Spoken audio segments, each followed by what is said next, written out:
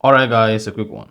Here, I'll detail how to turn on vibration on iPhone in silent mode. So, if you choose to put your iPhone on silent mode, like silent mode, yet you want your iPhone to vibrate each time you have an incoming call, then this is what you need to do.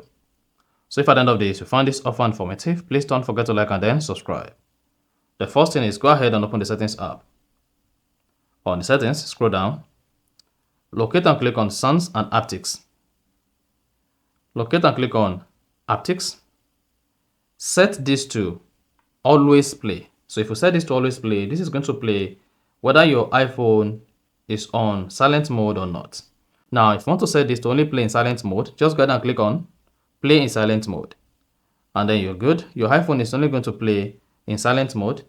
Outside silent mode, your iPhone is not going to play haptics or your iPhone is not going to vibrate. But if you want your iPhone to always vibrate, whether in silent mode or not, just let always play. But for the case of this, to easily turn on vibration on iPhone in silent mode, select play in silent mode, and then you're good. So if you found this offer informative, please don't forget to like and then subscribe.